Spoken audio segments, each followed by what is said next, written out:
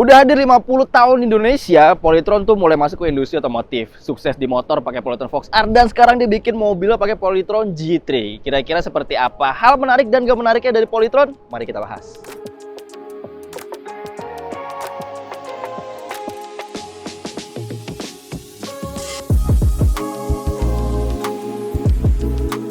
Hal menarik pertama dari G3 Plus ini adalah bisa hemat 120 juta kalau kalian belinya pakai sistem sewa baterai. Jadi harga mobil ini kalau beli utuh itu sekitar 459 juta. Tapi Polytron menawarin skema sewa baterai yang simpelnya kita beli mobilnya tuh hanya 339 juta. Tapi baterainya sewa. Nah di awal itu hematnya 120 juta yang bisa kita pakai buat keperluan lain, misalkan buat DP rumah, ataupun untuk DP mobil lainnya, atau bahkan untuk modifikasi si Polytron G3 Plus ini. Habis itu gimana sih soal perhitungannya? Oke, biaya sewanya itu satu bulan 1,2 juta. Nah kuota jaraknya 1.500 km per bulan. Kalau lebih dari 1.500 km kita akan bayar 800 perak per kilometernya. Jadi misalkan kita hitung ya, 1.500 km sebulan itu artinya 50 km per hari. Buat mayoritas orang yang kerjanya sekitaran Jakarta Bekasi, 50 km itu rasanya udah cukup banget sih. Tapi kalau sebulan bisa 2000 km, artinya ada kelebihan 500 km. Nah, tinggal dikali 800 perak, artinya ada tambahan 400 ribu nih. Jadi total biaya bulanan itu 1,6 juta. Nah, sekarang apa nih untung dan ruginya pakai baterai sewa kayak gini? Yang pertama, tentu aja harga di awalnya jauh lebih murah. 120 juta di depan itu gede banget sih. Bisa buat DP yang lain-lain lagi. Kemudian bebas khawatir. Ini merupakan poin utamanya karena baterai itu merupakan komponen termahal dari kendaraan listrik ya. Dan performanya bisa turun dan amit-amit bisa rusak nih. Dan dengan skema sewa baterai ini 100% jadi tanggung jawabnya Polytron. Jadi bisa klaim garansi baterai seumur hidup selama kita masih langganan baterai ini. Lalu apa sih kerugian dari sewa baterai ini? Yang pertama tentu aja biaya langganannya abadi banget. Jadi walaupun mobilnya udah lunas, tapi kita masih punya cicilan baterai 1,2 juta per bulannya. Dan akan terus berjalan selama kita pakai mobil ini. Berikutnya ada jatah kilometer. Jadi buat yang pemakaiannya tinggi, sering keluar kota, atau bahkan dipakai buat taksi online, biayanya bisa jadi bengkak karena ada kelebihan kilometer tadi dan jadi kurang worth it. Yang kedua, kalkulasi jangka panjangnya. Kalau kita hemat 120 juta di awal dengan bayar 1,2 juta per bulan ya, artinya penghematan 120 juta ini akan lunas dalam 100 bulan atau sekitar 8 tahun 4 bulan. Artinya kalau pakai mobil ini lebih dari 8,5 tahun, total pengeluarannya tuh jadi lebih mahal kalau dibandingkan sama dengan yang beli putus. Kapasitas baterainya sendiri 51,916 kWh atau digenapin 52 kWh. Nah, klaim jarak tempuhnya hanya 402 km dan itu CLTC. Tapi untuk isi dayanya dari 20% ke 70% kurang dari 35 menit dengan maksimal daya DC chargernya itu 50 kW. Hal menarik berikutnya adalah Polytron memberikan garansi kalau resale value atau harga jualnya nanti itu akan tetap tinggi. Ini merupakan jadi salah satu penyakit utama mobil listrik, yaitu tentunya harga jual yang pasti ancur. Nah, Polytron kasih jaminan jual beli atau assure resale value. Jadi kalau misalnya beli G3 ini secara beli putus atau bukan sewa, mereka jamin kalau harga jualnya di angka 70% dalam 3 tahun nih. Jadi ini ngasih ketenangan pikiran yang gak ditawarin sama brand lainnya.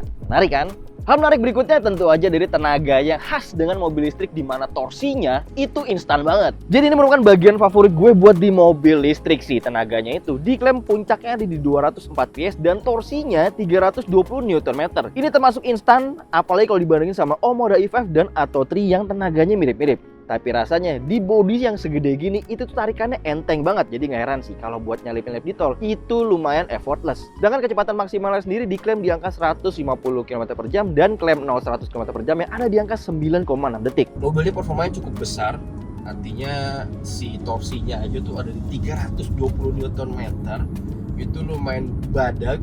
Dan di mobilnya tuh cuma ada drive mode tuh di sini aja di transmisi. Jadi ada D yang drive biasa dan juga ada S yang ini sport. Jadi ini lebih responsif lah karena tanpa kita ubah pedal gas pun dia bisa langsung merubah respon mobilnya menjadi lebih galak. Tapi sebenarnya di mode yang drive ini pun udah rasanya udah galak asli.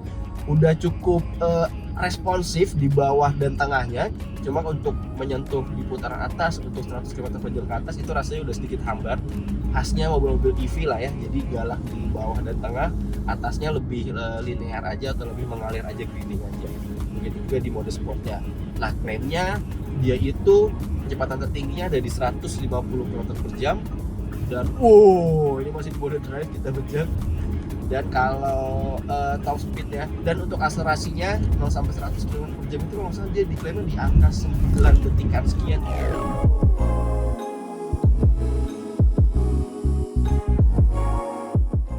Menarik berikutnya, mobil ini udah dilengkapi dengan 21 ADAS level 2 termasuk bisa parkir sendiri. ADAS level 2-nya ini lengkap banget karena punya 21 fitur termasuk adaptive cruise control, lane keeping assist, lane centering, dan masih banyak lagi. Tapi yang paling wah tentu aja bisa parkir sendiri nih. Di harga segini, kita bisa nontonin mobil parkir sendiri baik paralel atau seri dan tinggal pencet tombol aja. Canggih banget. Tapi emang dalam prosesnya fitur ini tuh bisa dibilang nggak yang mulus-mulus banget. Pertama, radarnya tuh kayak kesulitan buat mencari spot parking nih. Jadi nggak semua spot parking bisa kita cobai atau bisa kita cicipi. Nah, syaratnya itu jarak antara mobil parkir non paralel at least ada di 3 meter. Sedangkan jarak antara mobil parkir paralel paling tidak tuh ada di angka 6 meter. Kemudian kecepatan mobil saat mencari parkiran yang available itu harus di bawah 20 km/jam. Dan semua mobil di sekitar target parkir G3 itu harus dalam kondisi mati. Jadi memang ada beberapa syarat yang harus terpenuhi. Dan kami pun mencoba beberapa kali sampai fitur ini bisa benar-benar fungsi nih. Sayangnya emang ketika fitur ini menemukan parkir yang sesuai, nggak ada notifikasi sound sama sekali. Jadi kita harus benar-benar memperhatikan tulisan yang ada di pojok kanan atas ini nih.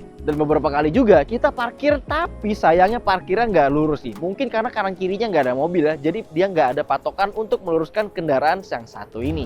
Untuk faktor keamanan dan kepintarannya, mobil ini tuh udah dilengkapi dengan 6 airbag. Jadi ada airbag 6 titik, ada di sisi pengendara, penumpang, samping juga ada. Kemudian juga udah dilengkapi dengan ADAS 21 ya, level 2.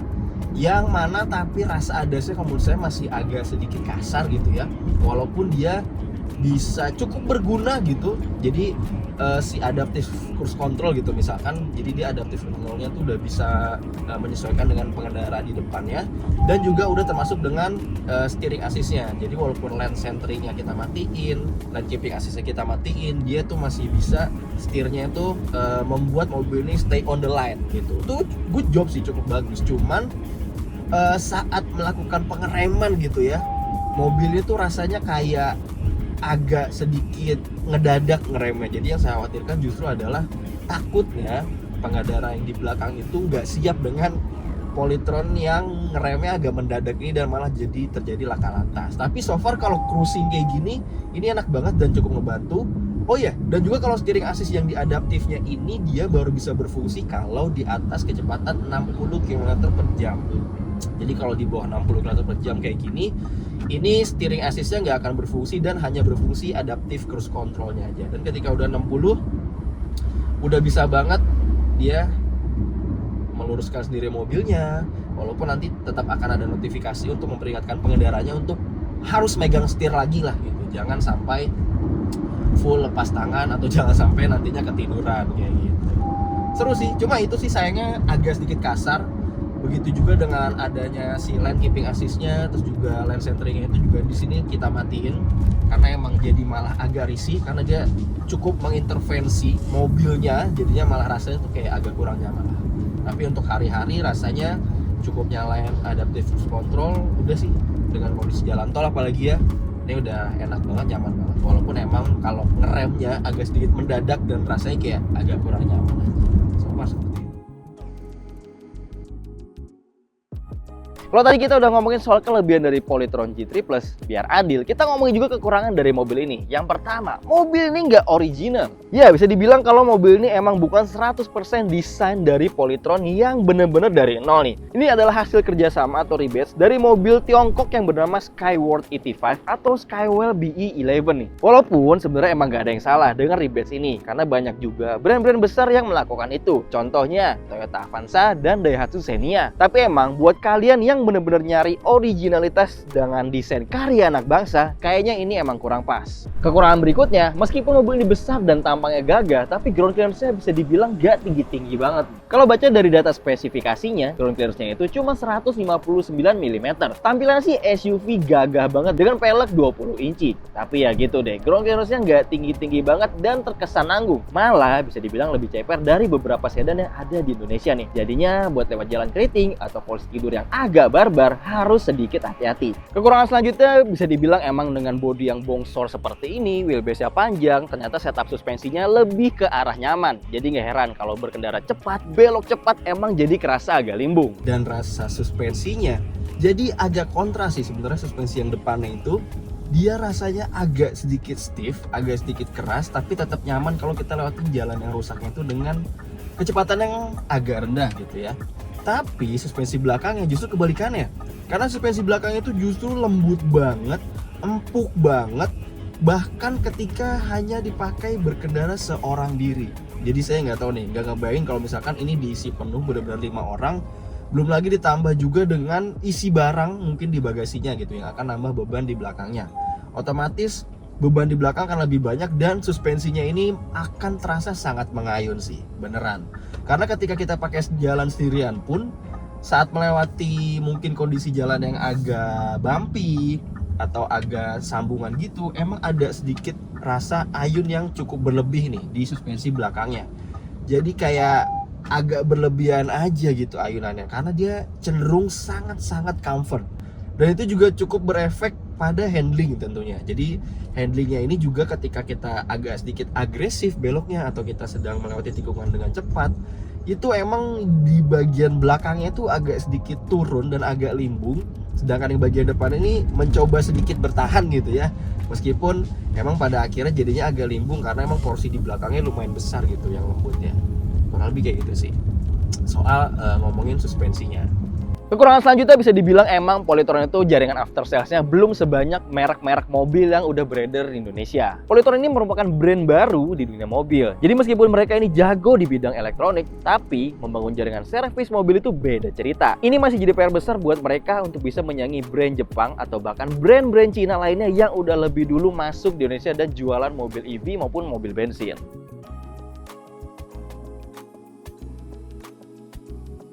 Pertama-tama kita bahas eksteriornya dulu. Bisa dibilang kalau bahas eksterior itu emang subjektif banget sih. Tapi kalau menurut saya ini merupakan mobil listrik yang desainnya masih bisa diterima banget. Karena nggak yang futuristik banget, nggak yang main lancip-lancip banget, nggak yang main lampunya tipis-tipis banget kayak kebanyakan mobil listrik sekarang ini. Bisa dibilang kalau desain dari GT ini masih mirip-mirip kayak mobil bensin pada umumnya.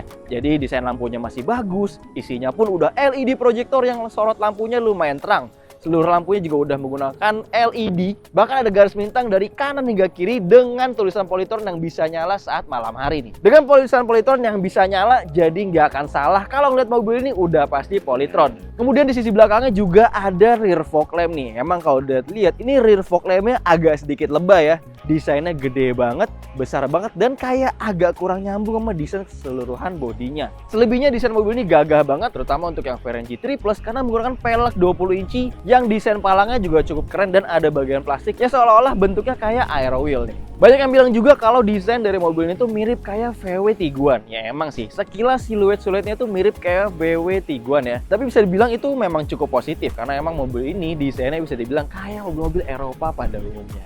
Posisi berkendaranya, posisi 170 cm masih bisa banget disesuaikan nih. Jadi dia udah electric seat, untuk baris depannya bisa maju mundur, bisa naik turun, bisa sandarannya juga kita atur.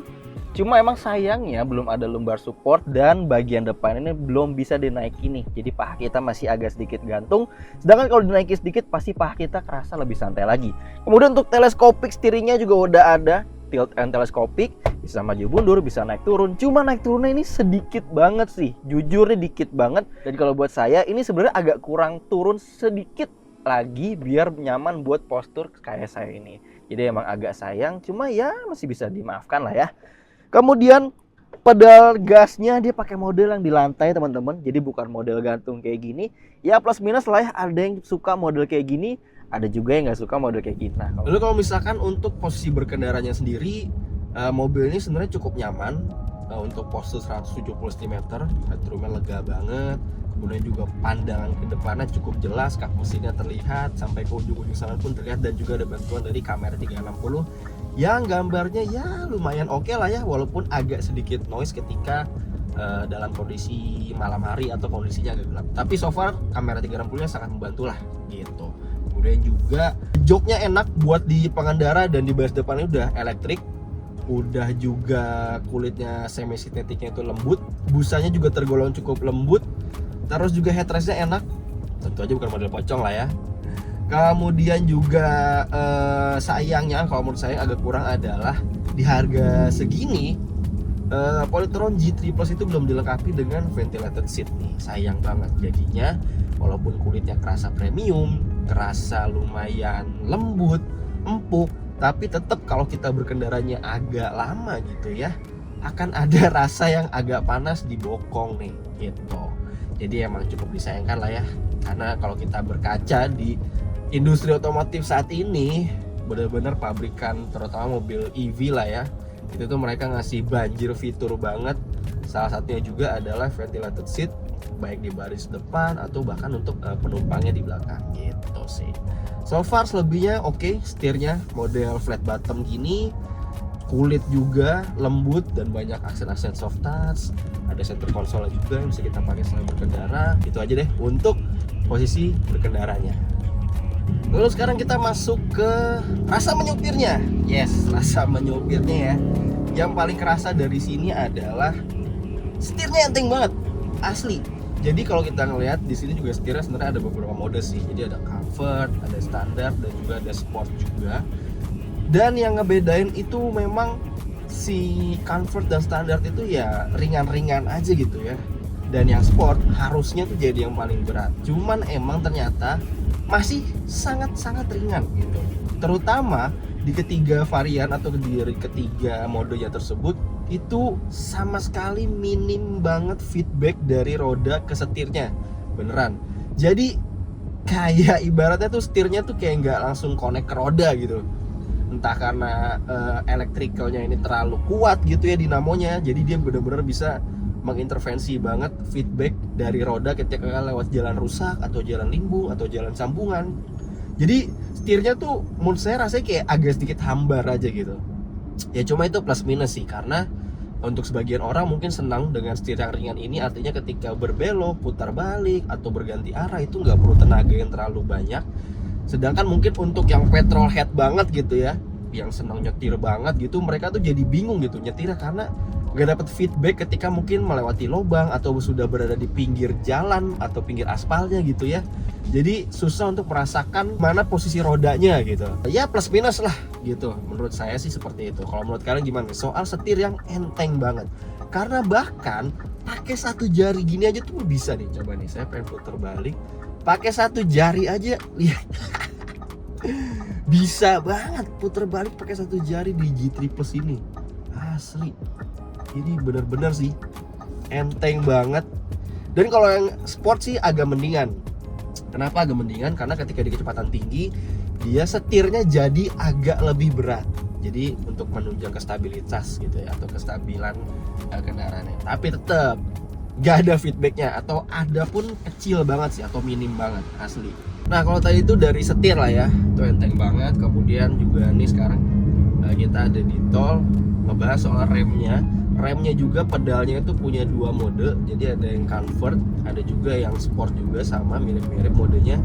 Dan kalau yang comfort itu saya rasa remnya tuh agak lebih delay sih. Jadi nggak linear banget gitu. Saya sih agak serem pakai yang comfort karena dia lembut, emang empuk, cuman nggak langsung bikin mobilnya berhenti. Jadi agak deg-degan juga kalau tiba-tiba yang depannya remnya mendadak gitu. Kemudian saya lebih suka pakainya mode yang satunya yang agak sport ini. Dia sedikit lebih linear tapi gak selinear mobil bensin pada umumnya lah ibaratnya gitu ya, karena dia memanfaatkan juga dengan regenerative brake-nya. Regenerative braking ini bisa disetel, cuma agak ribet karena kita harus masuk ke vehicle settingnya, dan itu nyetelnya bukan level 1, 2, 3 tapi persen, jadi dari 0% sampai 100% lah.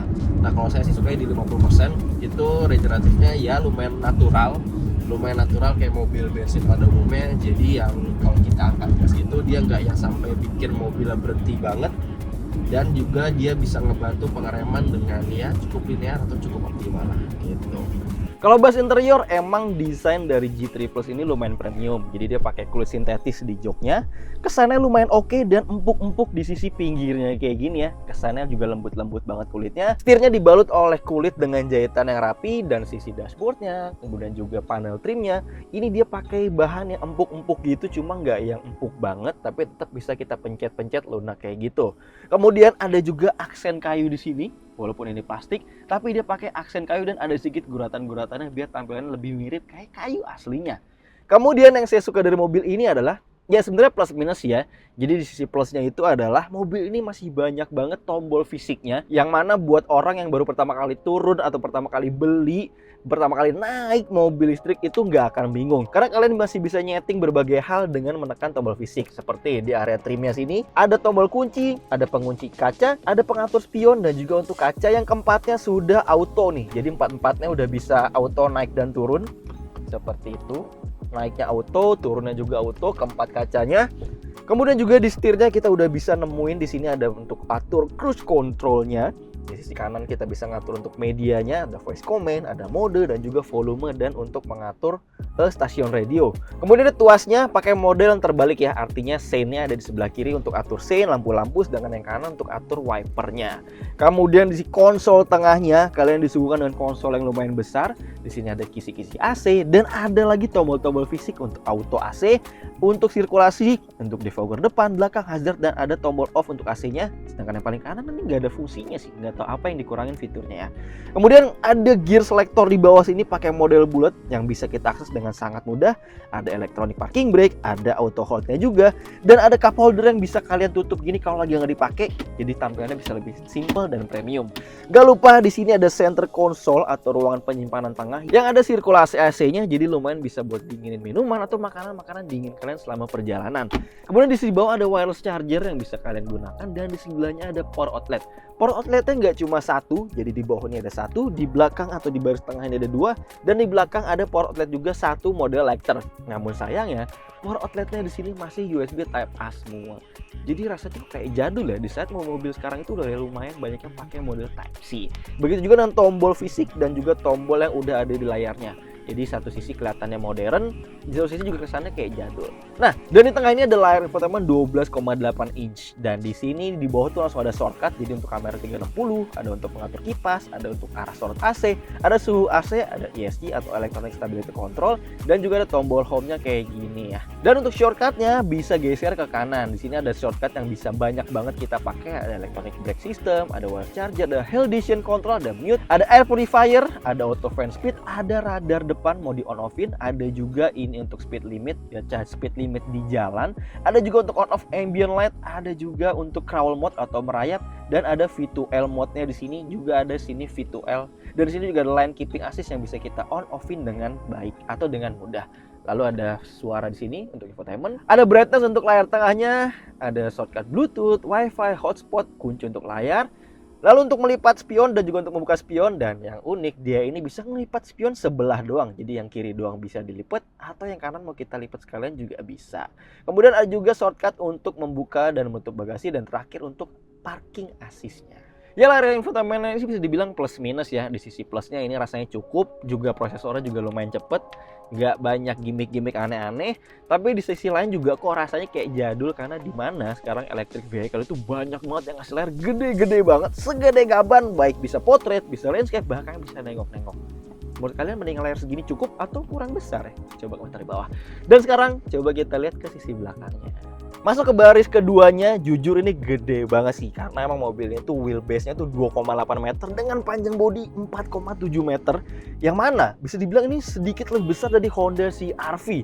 Makanya buat postur 170 cm ini benar-benar lega banget, baik di legroomnya, kemudian juga headroomnya, kemudian juga joknya yang lumayan lebar kayak gini, benar-benar bisa memanjakan kalian. Tapi Yang saya rasain sih sayangnya ya, di balik kulit joknya yang lembut ini, yang lumayan premium rasanya, tapi desain sandaran ini agak flat. Jadi dia kurang mensupport tulang belakang gitu ya. Jadinya kayak duduk di kursi yang rasanya kayak agak murah aja. Padahal ini udah lumayan premium. Begitu juga dengan jok yang di bagian tempat duduknya ini. Joknya nggak terlalu empuk, jadi rasanya kayak agak kaku. Untungnya suspensinya agak lembut sih yang belakang ya. Dan di tengahnya nggak lupa ada handrest nih buat penumpang, yang ada juga untuk cup holdernya. Jadi semakin nyaman buat di perjalanan jauh. Udah sama dengkulnya jauh, lantainya juga rata, jadi nggak ada gundukan yang mana bikin kaki kita tuh bebas mau bergerak kemana aja. Dan sudutnya nggak terlalu nangkring nih. Kemudian di konsol tengah tadi saya udah bilang ada power outlet, dan di atasnya ada kisi-kisi AC nih. Dan di sini kita nggak bisa ngatur suhu, kita cuma bisa ngatur seberapa besar udaranya aja, semburannya yang dari depan itu, dan bisa kita tutup lalu kita geser-geser untuk arah anginnya. Ada kantong di depan sini, ada tweeter speaker, ada juga subwoofer di bawah, ada jendela yang udah auto juga naik turun, trimnya kayu juga dari sini, dan ada ambient light yang bisa diatur dengan banyak warna.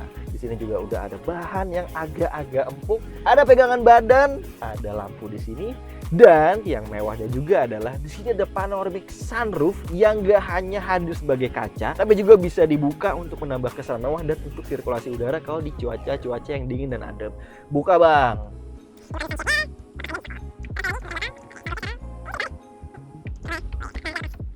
Nah, gede banget dan bener-bener langsung terang. Cahayanya masuk semua dan sirkulasi udaranya benar-benar seger ya. Terutama kalau di dataran yang lagi tinggi. Keren ya. Habis ini kita lihat bagasinya seberapa besar. Interiornya gede banget, otomatis bikin kapasitas bagasinya juga jadi gede banget. 467 liter seperti ini, rata lantai, dan di bawahnya kita lihat, tada, ada tire repair kit di sini, ada juga colokan buat V2L, ada colokan untuk charging AC di rumah seperti ini, AC charging, dan ada emergency kit kayak gini. Di sini juga ada flare dan ada rompi. Kemudian ada juga tray yang bisa kita gunakan untuk menutup barang bawaan biar nggak kelihatan sama yang dari luar, atau untuk naruh-naruh barang ringan di sini. Masih kurang, tenang, karena Polytron G3 ini bisa di-expand bagasinya menjadi 1143 liter. Walaupun caranya agak sedikit ribet. Mari kita coba. Pertama, wow, kita harus lepas dulu ya tiang tray ini nih. Oke. Hal berikutnya, kita harus nyopot ketiga headrest ini nih.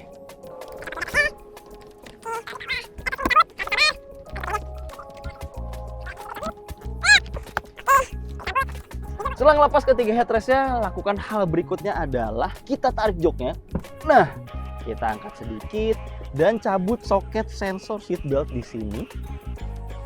Bentar. Oke. Setelah ngebut soket, kita geser ke depan joknya kayak gini. Nah, bisa kita berdiriin, dan sandarannya kita bikin maju seperti ini biar dia lebih rebah. Begitu juga sandaran yang sisi sebelahnya. Oke, dan jadilah kapasitas ruang bagasi dari G3 yang sekarang rata lantainya dan bisa bawa barang lebih banyak lagi sampai ke sisi depan sana. Walaupun agak repot buat bikin bagasinya benar-benar rata lantai. Jadi kurang lebih seperti itu hasil pengujian kami, kelebihan dan kekurangan dari Polytron G3 Plus. Nah, kalau menurut kalian gimana soal mobil satu ini? Jangan lupa komentar di bawah, like video ini, dan subscribe channel Auto of Indonesia. Sampai jumpa di video-video selanjutnya.